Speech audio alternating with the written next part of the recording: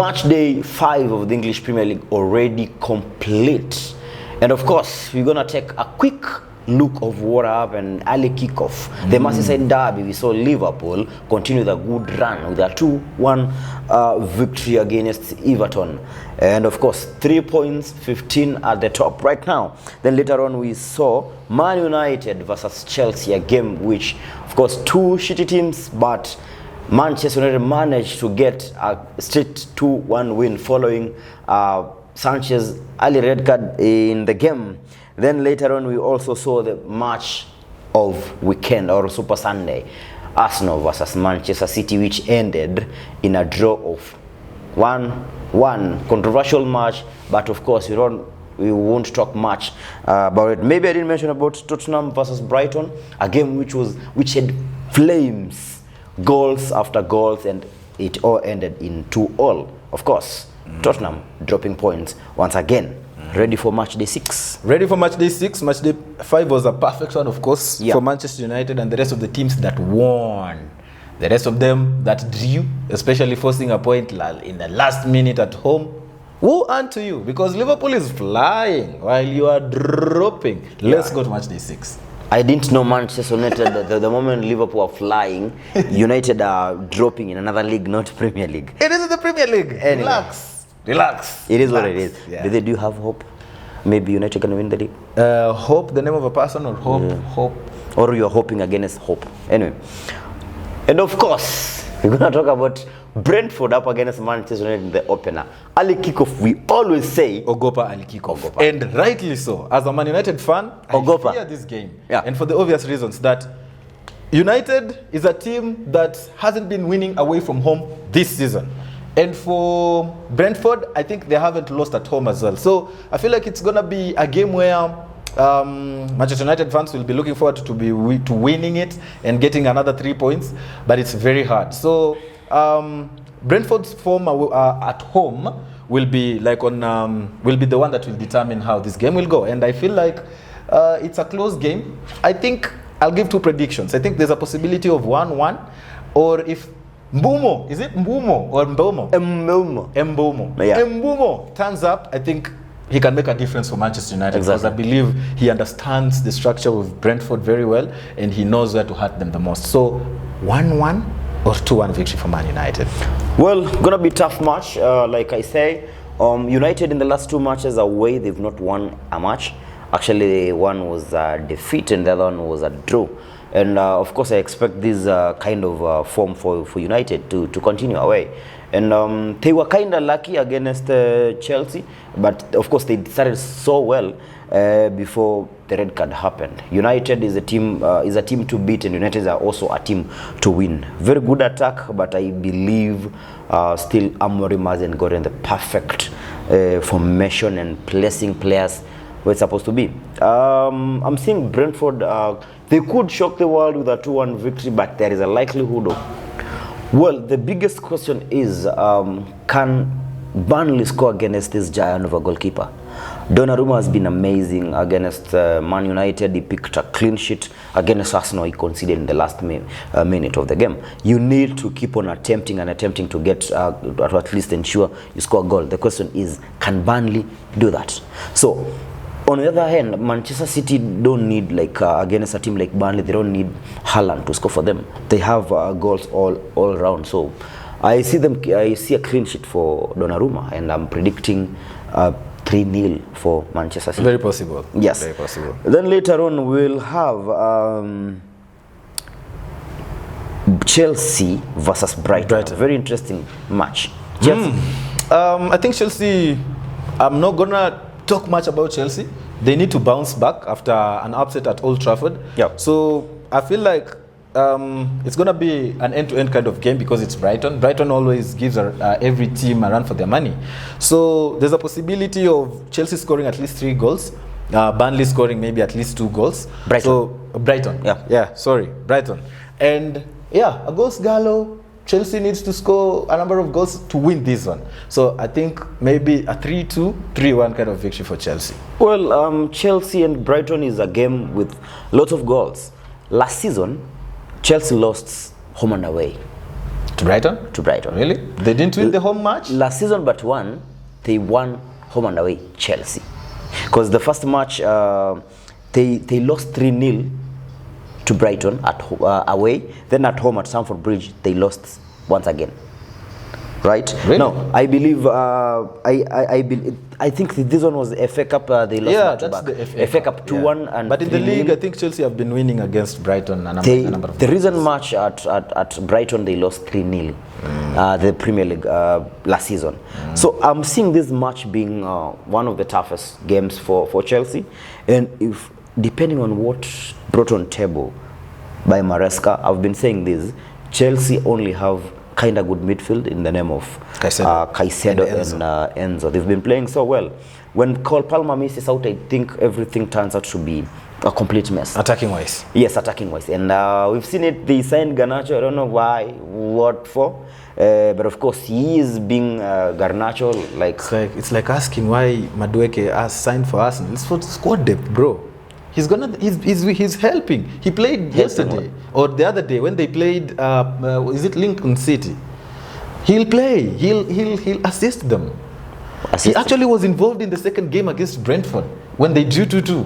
What kind of involvement? The cross. By giving out. Anyway. What else do you want? So what has Madueke? Okay, sorry. Sorry. You can ask that. No, ask that question. How many assists or goals has Madueke? Have you seen the rate Madueke is playing? Exactly. So we can't rate by assists and goals. You can look at performances as well, including the cross that comes in. Listen. Come on. There are no goals for Garnacho. There are no assists for Garnacho. There is no potential. There is nothing. Even the rating is below 5. What are you telling me? Chelsea hater. Let's go. I'm not hating. Let's get in. Anyway, it's okay. So there is a possibility of this game going either way because I believe Brighton now having drawn to Tottenham. They did good job. And if Chelsea don't get it right with Enzo Maresca, especially I was talking about the backline, which isn't so much promising, there is a possibility they're gonna either get a 2-2 draw, and if there is a win, maybe Chelsea a slight one, 2-1.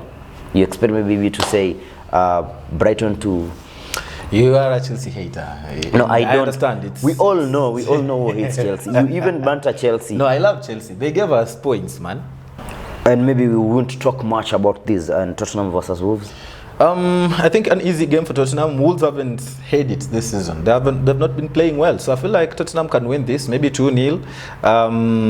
But it depends with Tottenham's defense. If they leak, maybe 3-1 for Tottenham. Yeah. I'll go for something like 2-0 victory for Spurs. Fair enough.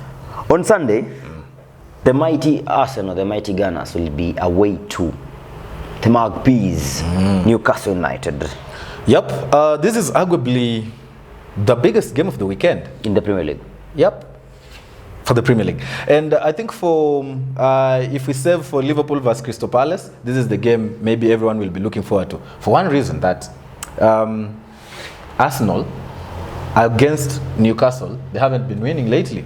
And it's for the obvious reasons that Newcastle have been a great team at home. Yep. They are a team which you can't reckon with when they are at their stadium. So I feel like it all goes down to the manager, especially Arteta, because we know what he does.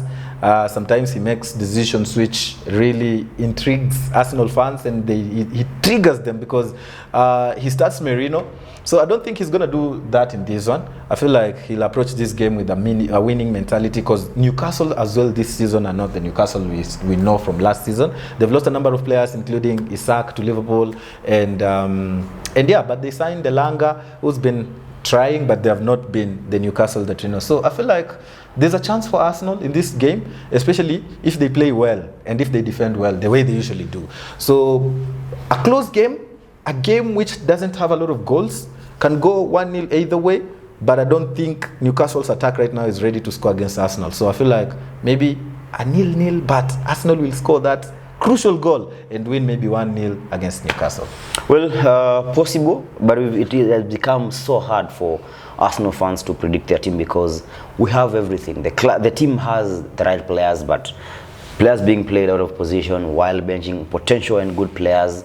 We've seen Merino has been the talking point since the start of the season, with Mikel Arteta doing it actually this season twice. It has happened with Arsenal for the last like 10 or 11 games when Merino plays in the midfield alongside Declan Rice, and they've picked maybe a single victory, and which came against, I think, championship side. So clearly it's not working. If Mikel Arteta can get it right, then it means everything's gonna be well. The return of Bukayo Saka gives Arsenal a massive boost, of course, but so unfortunate. One of the best guys which we had in the name of Noni Madueke got an injury, I think knee injury, and is likely to miss around 10 games.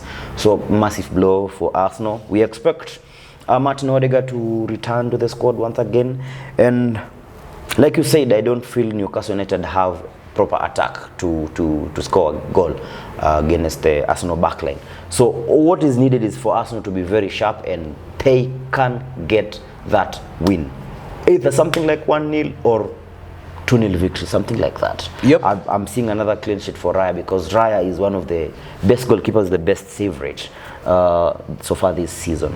I think that's all for the Premier League. That's all. I think we can just look at kick tip very quickly. And yeah, so we had Martin Alex winning the match day, and overall he's number 1, leading by a range of 9 points, compared to number 2, who has 57 points. He has 66 points. That's congratulations to Martin Alex, doing a great job in the 3 correct scores. Yeah, 3 correct scores. One full West Ham versus Crystal Palace, nailing a 2-1, and then a 1-1 Aston Villa versus Sunderland, and another one, I think Liverpool-Everton. Liverpool-Everton Yes. are also 2-1. Yeah, congratulations, Martin. And then we have Maddison at number 2 with 57 points. 1 12 correct on the score. match day. 1 correct score. Which correct score? West Ham versus Crystal Palace. Yes, and then number 3 we have Josephat with 12 points in the match day, but 53 overall. 1 correct score. Which correct score? 1-1 Burnley. And then dropping to number 4, we have the legend himself, Vincenzo's, with 8 points of match day and 51 overall. 1 correct score. Which one? Liverpool-Everton. Mention my guys, bro. And lastly, maybe we mention number 5. No, yes, number 5. Brian with 9 points for the match day, tied with points with Vincent with 51 each. Any correct scores? Where from? And then we have number 6, Alain, who's climbing, by the way, even Yes. after not predicting for the other match, the first match day, I think. Yeah. He has 51, Do you know why 48 he's points. climbing? Yeah. I'll tell you, because of my guy, Rio. Anyway, continue. And then at number 7, oh my, Rio. Rio, wait. Who was number 1 at some point? I'm trying to check something here. Let me zoom. I want to see if Rio predicted. He had a match day 2.